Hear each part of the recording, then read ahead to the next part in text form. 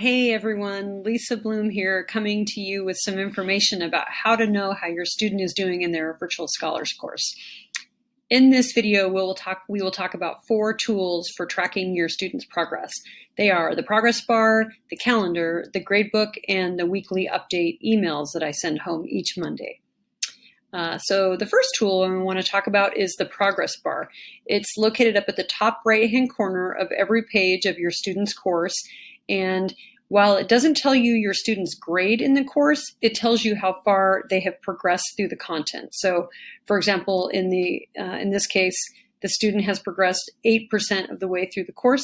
That means that they have 92% of the course still left to complete. And what do the colors mean? So the colors mean if your student's progress bar is blue, it means your student is currently ahead of schedule or ahead of pace to finish the course on time. Green means that they're about on pace and up to 10% behind schedule. Yellow means that they're anywhere from 10 to 20% behind schedule.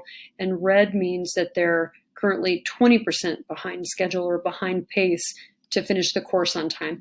If your student is in the red or the yellow zone, it means that they need to be putting in some extra hours in their Virtual Scholars course each week until they get up to at least the green and perhaps even the blue zone, indicating again that they're ahead of schedule. Another tool that we use in Virtual Scholars to support student success and for you to know how your student is doing and for your student to know how they're doing is by looking at the Canvas calendar. The Canvas calendar, or the calendar in your student's course, breaks down what your student has to do every single day. And we really recommend that in addition to looking at their calendar every day, that students actually create their own goals for what they would like to get completed during that work session every time they're working in their courses.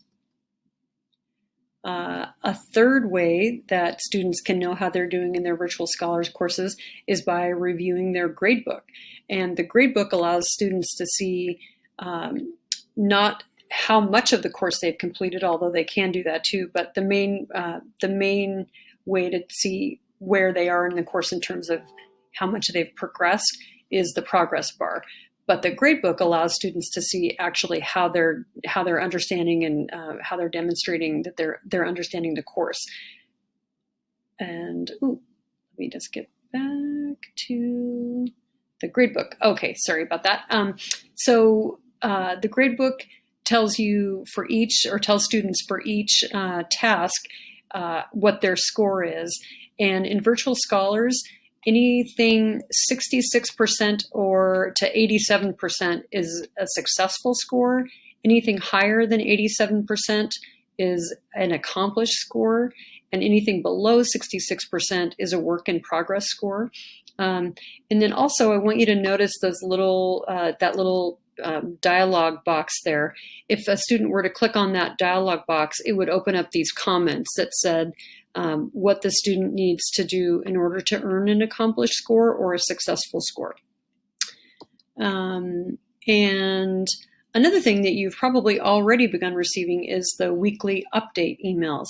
And the Virtual Scholars teachers send those out each week to provide you, the parent, and the student, and also the counselors, with a snapshot of the student's pace and progress, and also to provide any kind of general family notes that we or announcements that we want to give you.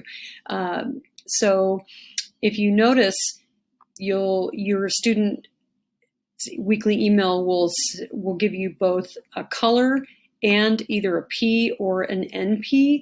The P means that the student made progress in that week, and an NP means that they didn't make progress. So for example, if your student zone or pace and progress is listed as G-P, it means that your student made progress the previous week, and they are currently less than 10% behind schedule.